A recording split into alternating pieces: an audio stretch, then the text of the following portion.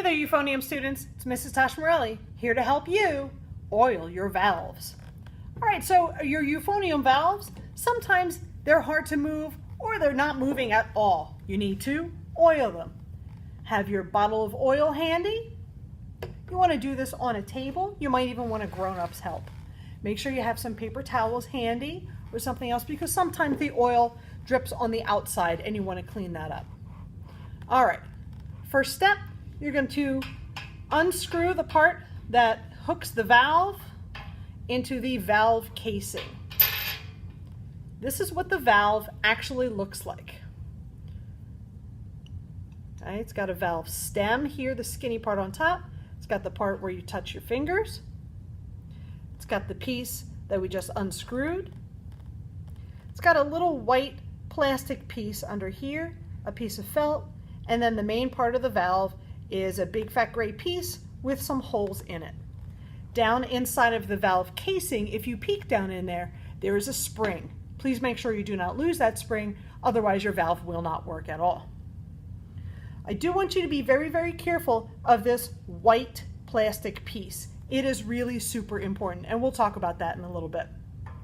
All right, rule number one, don't take the valve out of the valve casing. And rule number two, associated, only oil one valve at a time. Because if they go back in the wrong spot, then your instrument's not going to make any sound at all. All right, being really careful of this little white plastic piece. Here, we're going to let go. Get your oil ready. What are we going to oil? We're going to put oil on the fat gray part, but not inside of the holes because that just wastes oil. So you're going to tip it and let it drip. Okay? Don't be afraid of it. I'm going to spin it around. We're going to get some on the back here. Tip it. Let it drip. Go around the holes and try not to get in it. All right. Now we keep talking about this little white plastic piece here. You see how there's a little nub sticking off this little white plastic piece?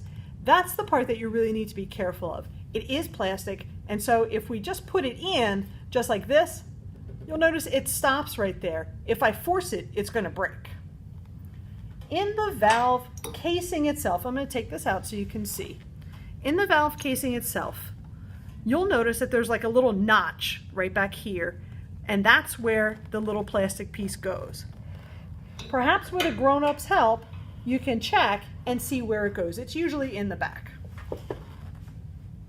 So you see I'm holding up the part that screws the valve on. I'm lining up that little plastic piece. I'm going to hold it down with my finger. And then with my other hand, I'm going to screw the piece on.